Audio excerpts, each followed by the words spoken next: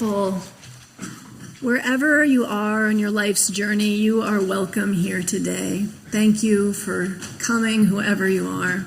And thank you, choir and David. It's so wonderful to be in this space full of such beautiful music this morning. My name is Reverend Sylvan. I am the senior minister of this church. And today we are going to be talking about the idea of covenant, the art of the covenant.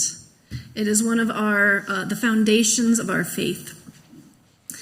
But first, I have some announcements for you all. It's a special day. Do you know why? It's the Activities Fair. Yes, yes.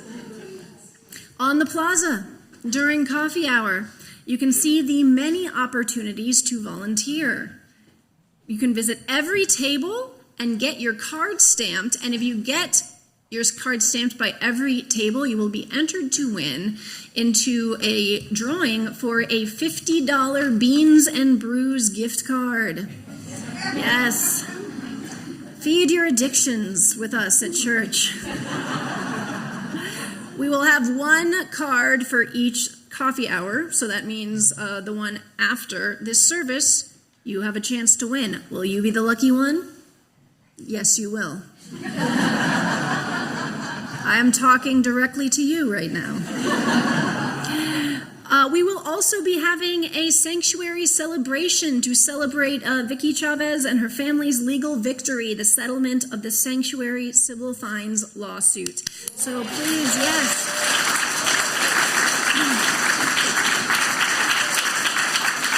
We will be having the much, much loved Tres Leches cake. So please stick around. I had a piece right before service, and I can't promise that I won't have a piece after service as well. So you better get to it quickly. Registration is now open for small group ministry, as well as religious education. So please see the torch for links if you haven't signed up for those already. And the monthly jam/sing-along is Monday, September 25th from 6 to 8 p.m. in the Haven. It is hosted by Lori Shields. It sounds like a lot of fun, so show up to that if you like to jam and sing along. Teams Night. Oh my gosh, there's so much happening. Teams Night, September 26th. That's this Tuesday. It is a great way to get involved in your church community. All the teams meet, and they all work on whatever projects that they're working on. So show up at 6:30 if you want the pizza, and show up at 7 if you just want to work.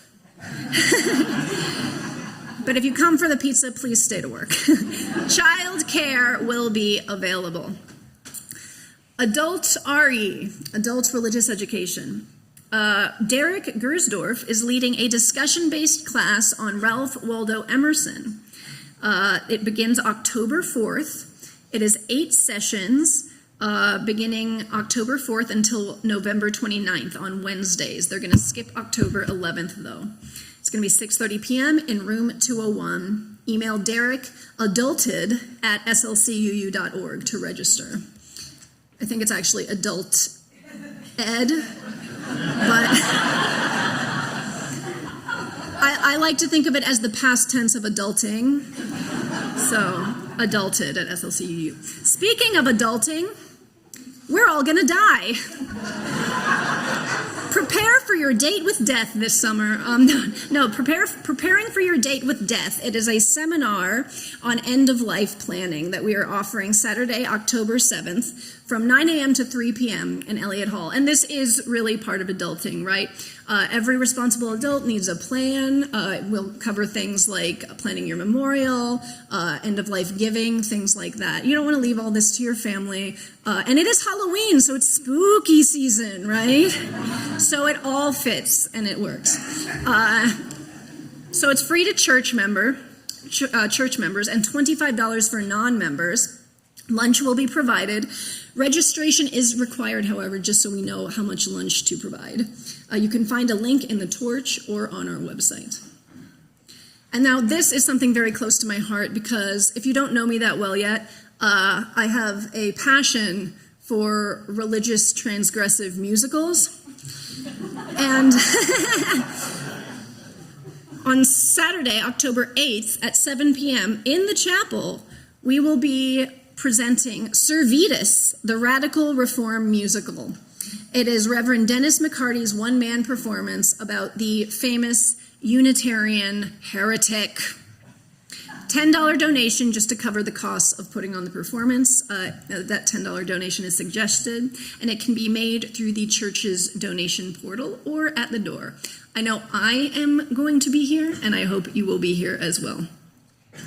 That's all we have for today in terms of announcements. And again, we are talking about covenant today.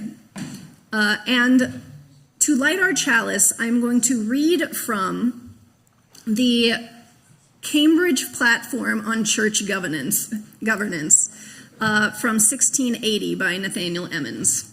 It is a real barn burner. It is the foundational governance document that Unitarianism is founded on. He wrote, "Individuals are not a civil society until they have formed themselves into one by an explicit or implicit compact, agreement, or covenant. And it is only by confederation that individuals can form themselves into a church and bind themselves to walk together according to the rules of the gospel." So today I give thanks as I light this covenant for the covenantal nature of our faith, the fact that we all choose to be here. We are here of our own accord, and we agree to be with one another in freedom and love.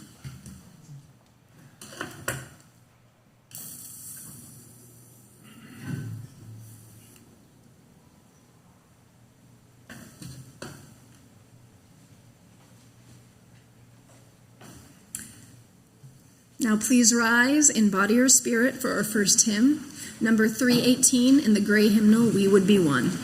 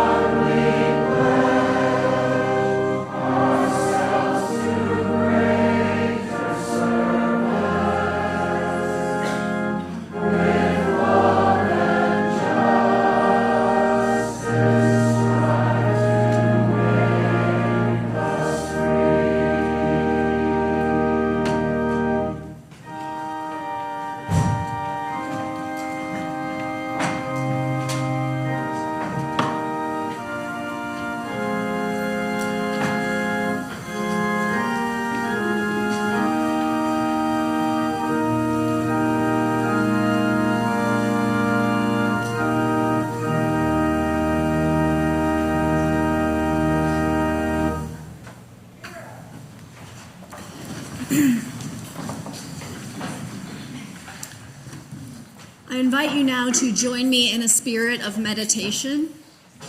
And first, we're going to move just a little bit with one another. Don't be scared. I'm not going to ask you to stand up or dance or anything like that. But just close your eyes if that feels available to you. And we're going to take a deep inhale through the nose, as deep as you can. And exhale, let it out your mouth. Nice. Let's do that again. Inhaling through your nose as deep as you can. Exhale, let it out your mouth. Now we're going to do that again, but this time on your inhale, you're going to draw your shoulders up towards your ears as high as you can. And as you exhale, let your shoulders release down your back. Let's do that again. Inhaling, drawing the shoulders up. Exhaling, releasing them down the back. Let's do it twice more. Inhale. Exhale, release. And once more on your own.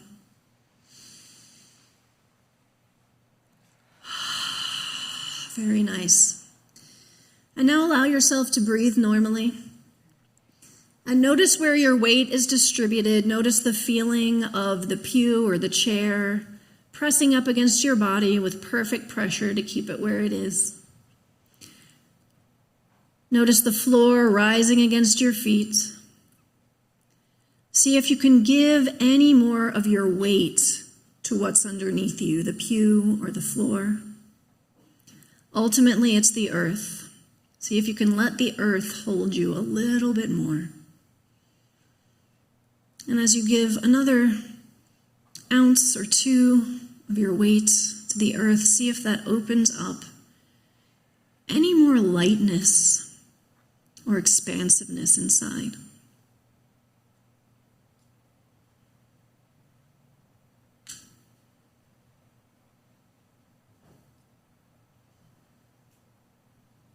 And now from that inward place, I invite you to picture somebody in your mind's eye who you love. There's no question at all, you love this person. Picture what they're wearing, picture their facial expression. And then silently in your heart, say to this person, may you be safe. May you be happy, may you be healthy, may you live with ease.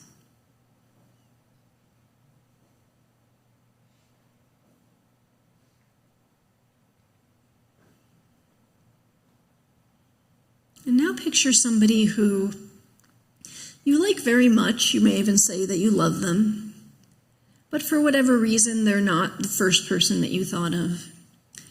Maybe somebody in your extended family or a dear friend. Picture this person, what they're wearing, and their facial expression. And then say silently to them in your heart, may you be safe, may you be happy, may you be healthy, may you live with ease.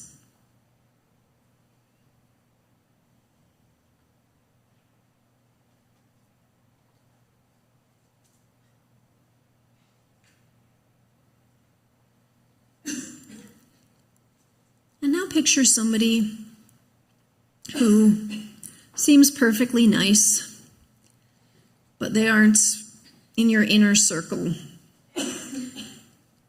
Maybe an acquaintance from work or church, or another parent from your kid's school, or another kid at school if you're a kid yourself. Picture what they're wearing, picture their facial expression. And then say silently to them in your heart, may you be safe, may you be happy, may you be healthy, may you live with ease.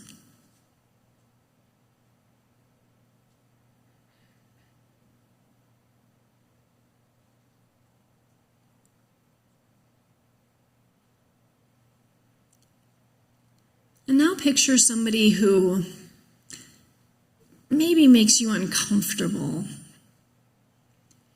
They're problematic, or maybe you had a falling out, or you just don't vibe with them. Picture what this person is wearing, picture their facial expression.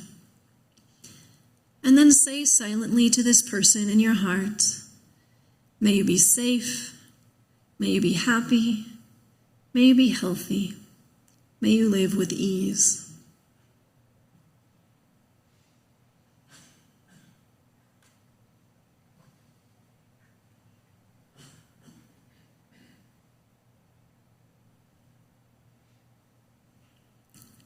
And now picture someone you really don't like. On a bad day, you might even say you hate them. Somebody who makes your skin crawl. Someone you absolutely would not choose to spend time with if you could help it. Picture what this person is wearing. Picture their facial expression. And then say silently in your heart to them, may you be safe, may you be happy, may you be healthy, may you live with ease.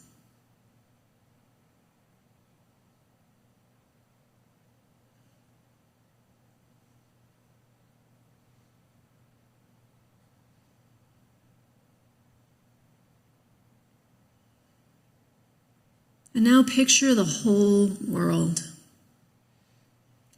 All 7 to 8 billion people. Imagine all of them in your heart. And say to all of those beings, may you be safe, may you be happy, may you be healthy, may you live with ease.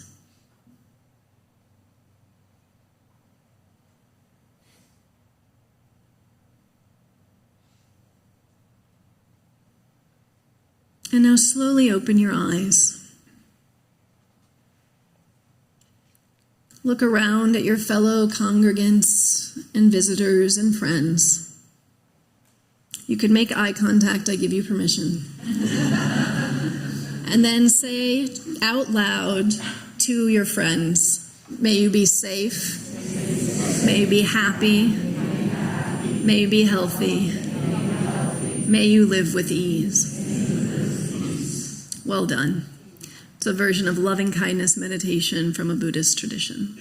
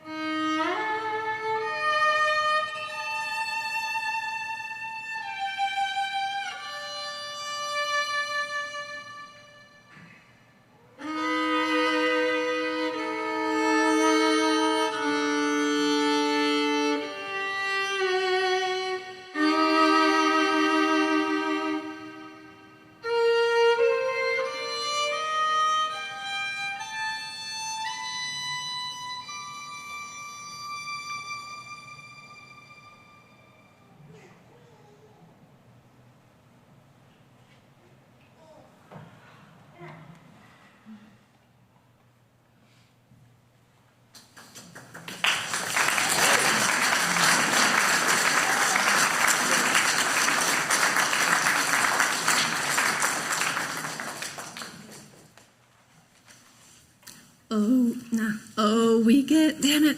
Okay, how do you, give me a note. Oh, we give thanks for this precious day, for all gathered here, and those far away, for this time we share,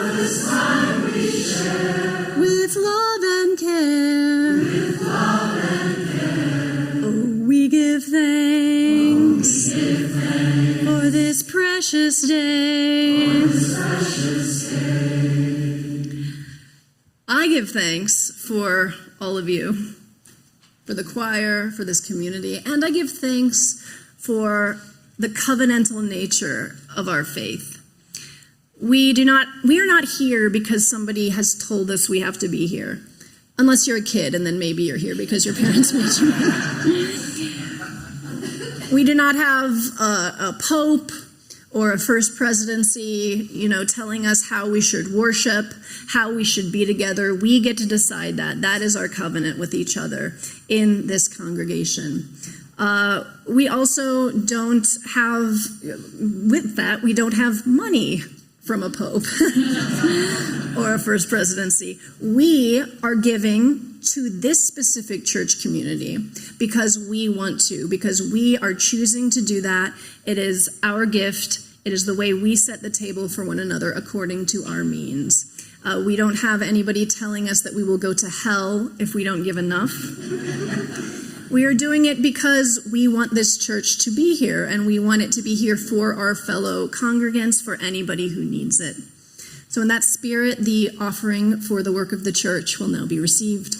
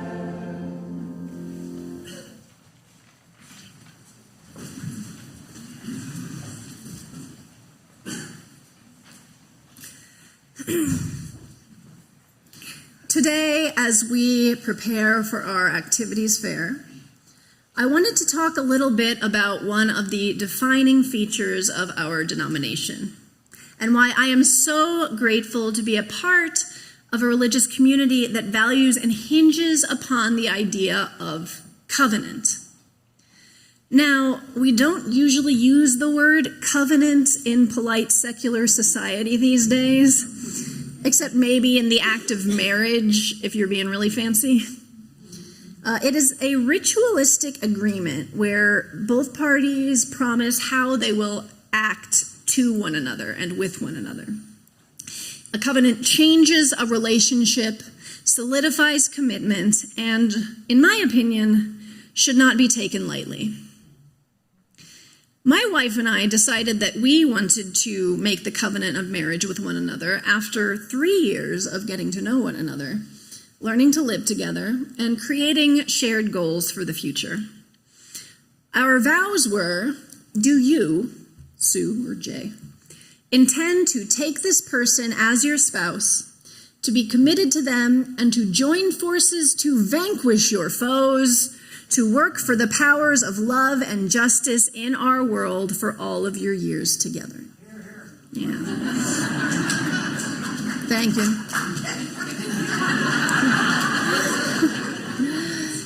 6 years later, this is by far one of the best covenants I have ever entered into. Our relationship has changed and evolved a lot since then. We got a dog, we lost a dog, we both went back to school, we changed careers, we had a child, we moved across the country twice. But even with all those changes, we still live those promises that we made together in our wedding vow covenant, though of course they have evolved over the years. Now, Unitarian Universalism is often called a covenantal faith. But what does that mean exactly? After all, we are not all marrying each other. They shut that church down. Being a covenantal faith is actually a description of our polity. Okay, don't get worried. We are not going to get too deep into the weeds of church governance and systems theory and any of that. Suffice it to say, in Unitarian Universalism, instead of the power coming from the top down, like a Vatican or a First Presidency or something like that, each Unitarian Universalist congregation creates its own norms, rules, and expectations as a group. That is our covenant. At our chalice lighting, we heard an excerpt from the foundational Cambridge platform. That is the 1680 platform on which our congregational polity is based. I'll read it again here. Individuals are not a civil society until they have formed themselves into one by an explicit or implicit compact, agreement, or covenant. And it is only by confederation that individuals can form themselves into a church and bind themselves to walk together according to the rules of the gospel. Now, 1680, gospel was very important. Gospel is still important to many people. The Cambridge platform expresses the importance of individuals actively opting in to our communities in order for them to exist. So we still operate this way to this day, even though a lot of stuff has changed. Each one of our churches consists of a group of individuals, like you all, who agree together how they will behave and what will define them.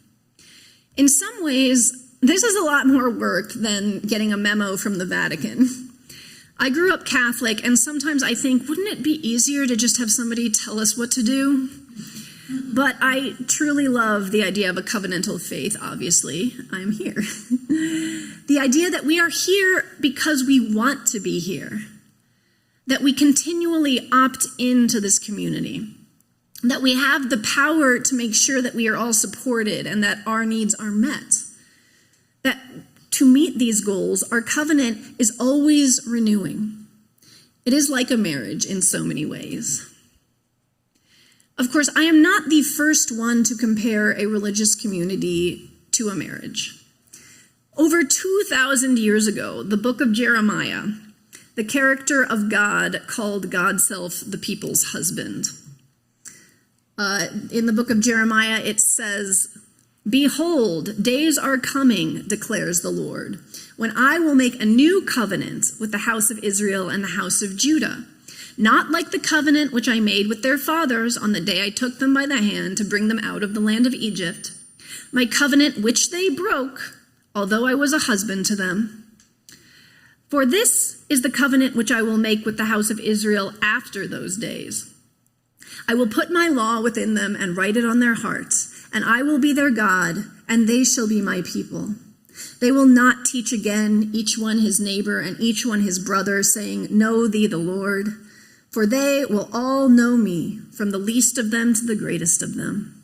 For I will forgive their wrongdoing, and their sin I will no longer remember." That's from the book of Jeremiah, chapter 31.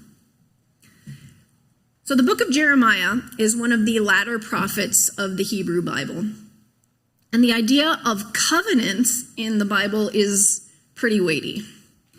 God and the people make covenants over and over again, but over and over again, the covenants are broken or betrayed or just not lived up to. And not only by humans, but by God as well. Humans eat a forbidden fruit. God kicks them out of the garden. Humans transgress the divine barrier. In a fit of rage, God drowns all humanity in a flood. Then God creates a new covenant with a lone survivor, Noah. In this covenant, God promises never to drown all of humanity again. And God paints the sky with a rainbow as a sign of this covenant. I think it's interesting and not talked about enough that in this story, the rainbow is supposed to remind God of God's promise as much as it is to remind us of God's promise. So in the story, even God needs accountability. Centuries after Noah, God makes another covenant with a new prophet, Moses, who had just freed the Israelites from bondage in Egypt. We often call this covenant the commandments. And in the story, humans just can't wait to break those commandments any chance they get. And then finally, we get to David. The covenant between King David and God is the most equitable yet. After years of infighting between the different houses and the different groups in the house of Israel and the house of Judah, there is a time of hope and unity under King David. God promises David that God will love him as his offspring forever, that David's line will always be on the throne, and for a glorious moment, the house of Israel and the house of Judah were united and strong as one kingdom. After centuries of infighting, there was hope. A covenant between the people as well as between the people and the divine. But as usual, this covenant didn't last long. The kingdom of Israel would fall, and its inhabitants would be exiled in strange lands. Earlier, I mentioned the rainbow covenant with Noah, but I want to talk about a different Noah now. During the Black Lives Matter protests of the summer of 2020, Trevor Noah, who was then the host of The Daily Show, recorded a reflection at home on his cell phone. He was responding to criticisms that were being leveled at the protesters who filled the streets, an eruption of rage after centuries of racist abuse. Some people in power said that this eruption wasn't the right way to protest. But Trevor Noah, who grew up in apartheid South Africa, noted in his video that there is never a right way to protest according to the people in power. Because a protest is always a reaction against power. It happens because a social contract has already been broken. The covenant that people of a society make with their government says that the people will work and support the government as long as the government works to keep them safe. Now, we know that our country has never kept this covenant with many groups of people. And in the past few years, we have seen our electoral process, one of the foundational covenants of the United States, be stress tested before our eyes. My friends, if they remain rigid, all covenants will crumble eventually. They say that history doesn't repeat, but it rhymes, and I think it has been rhyming for a very, very long time. In the Bible, the kingdom of David was only united for a few generations before it split back into the house of Israel and the house of Judah, once again warring with one another, each absolutely certain that they knew the right way to live, a sort of biblical bipartisanship. And just a few hundred years after the split happened, both the house of Israel and the house of Judah fell for good. The prophet Jeremiah, or whoever was writing the book of of Jeremiah, lived during, I'm serious, there's nothing wrong with it. It's a polyvocal text. I don't know, we'll get into it another time. I promised I would only do that. I promised I would only get into that like once a year, and I'm not there yet. Whoever wrote the book of Jeremiah lived during the fall of this unlikely, short-lived would-be empire. He was watching the promise of God to David, and by extension, his people crumble before his eyes. The divine covenant was supposed to be eternal, but suddenly it seemed like it wasn't. In the cosmology of the time, the fall of the kingdom of Israel was attributed to human failings. God's people hadn't kept God's commandments, their part of the covenant. They had squandered and taken for granted their relationship with the divine, and that was why God had seemingly abandoned them. But Jeremiah still had hope. And even amidst the fall of the kingdom, he pictured a new covenant, one in which God will forgive and forget the sins of the people. I will be their God, and they shall be my people. For I will forgive their wrongdoing, and their sin I will no longer remember. Now, we don't talk a lot about sin in Unitarian Universalism. And a lot of that is because a lot of us are coming from traditions where sin was used to harm us or keep us in check or shame us, and that baggage is completely valid. But let's not, just for today, just for right here, let's try to not let the baggage of the word distract us from the idea that we as humans are not perfect. We mess up. We hurt each other. The idea that we are not perfect needs to be central to any covenant, to any relationship. We know that our country, our society, even our religion is built on so many sins that have never been repaired. The sins of slavery, the sins of colonization, the sins of racism. If our society is stumbling, it may well be because we have not yet properly atoned for these sins. Our society has not yet come into an accountable covenant with those who have been wronged, one in which we admit fully to the wrongdoing and actually change going forward. Jeremiah believed in the throes of the bleakest time imaginable that all was not lost. That this fall of the kingdom, as devastating as it was not the end of the story. That it was possible for the people and God to be reconciled. My friends, we are not currently in the bleakest time imaginable, no matter what cable news and social media tells us. If Jeremiah could believe in reconciliation and the power of covenant in his time, then I dare say we can believe in it in our time.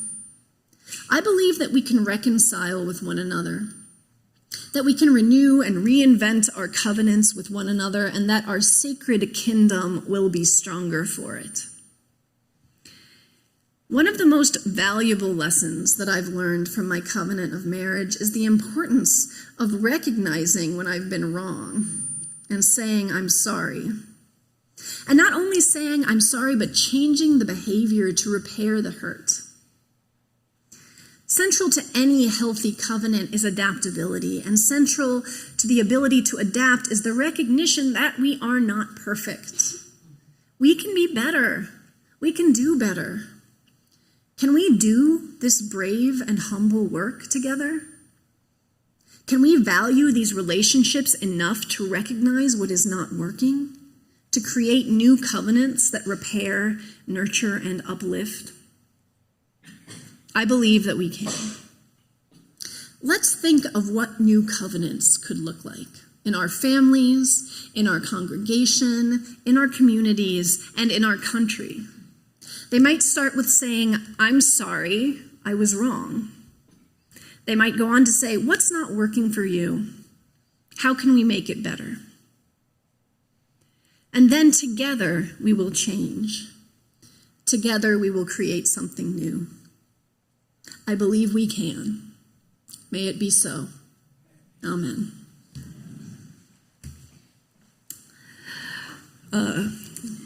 So as I mentioned before, I have a soft spot for transgressive religious musicals, probably because I wrote one.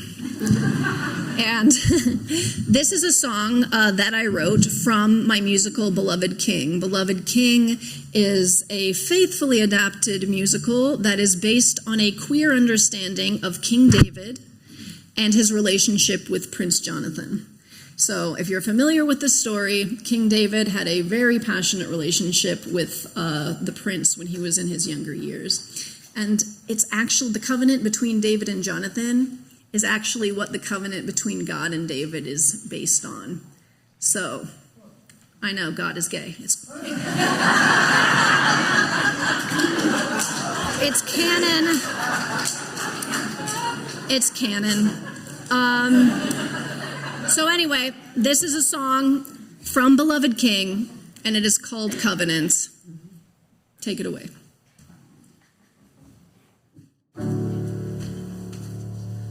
How can we build something better when all that rises must fall? Not all strength rises, fall and go on. Nothing is once and for all. If we plant a seed of love, the future will remember as it grows. All love is a miracle, and honor we must honor as we go.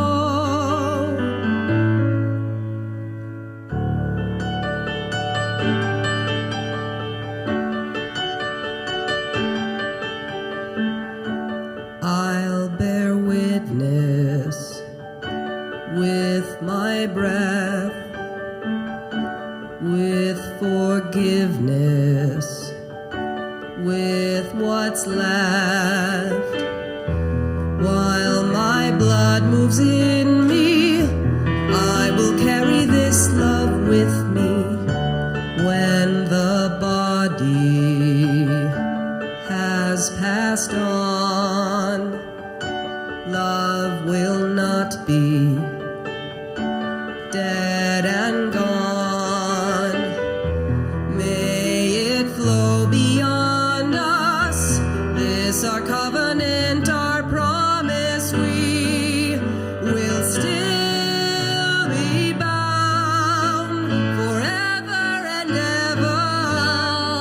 Love endures beyond our moment together. We will still be bound forever and ever. Love endures beyond our moment together. We will still be bound forever and ever. Love endures beyond our moment together. We will still be bound forever and ever. Love endures beyond our moment together. Your love is a miracle.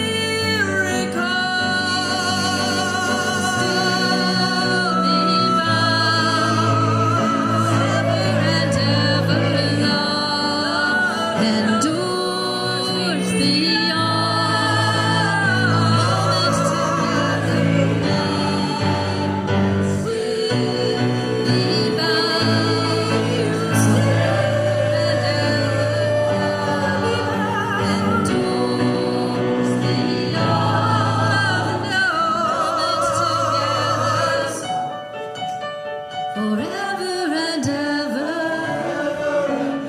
forever and ever, forever and ever, forever and ever.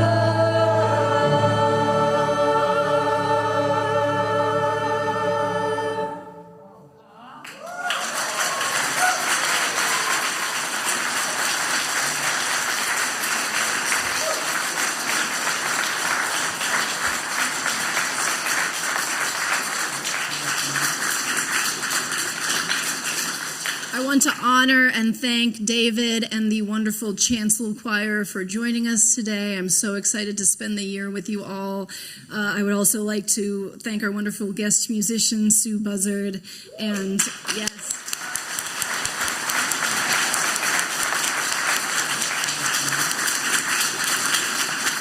as well as Nikki Blackburn and Holly Stuart for all of your wonderful work.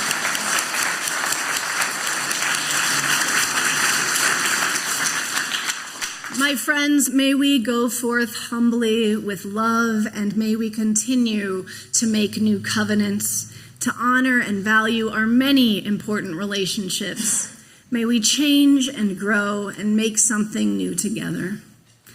May we see it, may we be it, may we do it. Amen.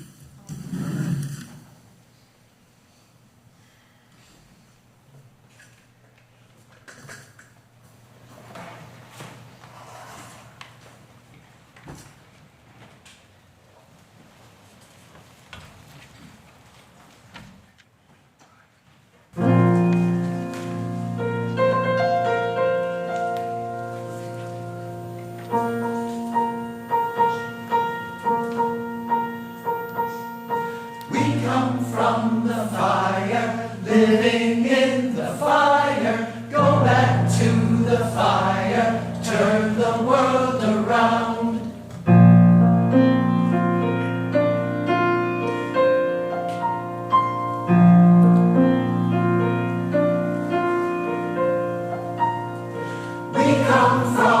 fire,